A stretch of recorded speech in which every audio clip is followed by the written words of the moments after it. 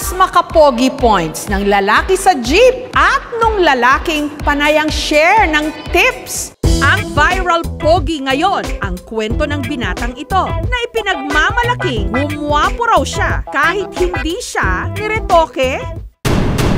Noong high school, fruity o fruity gyawat kung tawagin si Mark Joseph. Ang ibig sabihin naman ang kanyang motong YOLO, you only ligo once.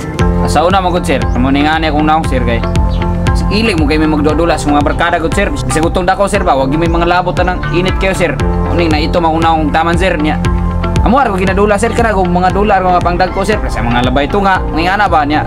Magsugod migdula sa una sir, alay sa buntag, natunan las 6 gabi eh.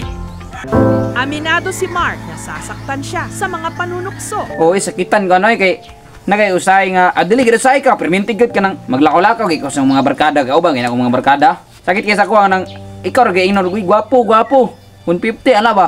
Sakit kay na sa kuhay kay abi pa lang daghang kay minon niya ako ra ginapansin og mga anak. Cute daw kayo ko. Ana ba sakit kay na sa kuhay. Nya bisag kay sa mga classmate ginabuli kay kun nila gani kanang ako ra ingon nila uy gwapo si kadung gwapo ana ba. Nya, cute daw kayo nya. Muna sakitan ko eh. Pero okay ra kayo kay sa mga room god. Ako ray kanang bali joker mo ko sa mga room god nya. Muna balagi nga na ako nila eh basta at least na palipay na ko sila. Ngana ra. Nagka-love life naman daw siya pero hindi nagtagal. Oo, nagi kinahuyab sa una eh pero wa mi nagdugay ato kay dagan mo kay sir karibal sa kuagod. Kumbaga dagang nagukod sa kuwa gani. Lusan mo kay putong bayhana to nya. Moto wa mi nagdugay mga 4 years and 2 months ra guro mi ato og 5 minutes mga ana ra mi nya.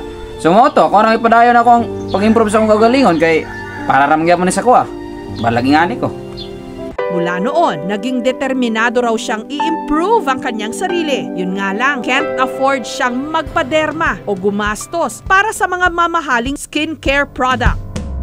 Ang sabon na kanyang ginagamit, kung ano na lang daw ang makita sa kanilang banyo. Dinalasan na rin daw niya ang paliligo at paghihilod at nag-gym. Sir, saan mo yung ginagamit ng mga sabon, sir? Ang ginagamit yun ang mga sabon sir kanang mga bratora o nga sabon sir kani. Sir, ingani sir oh. Ngani na sabon sir. Ngani smart.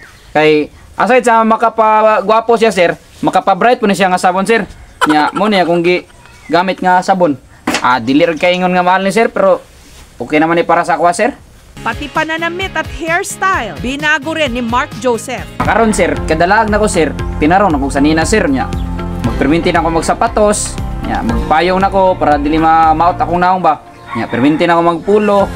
Aris na akong mga buhok ana aron nindot po tanawon. Matapos ang ilang taong pagpapapogi, ito na si Mark Joseph ngayon.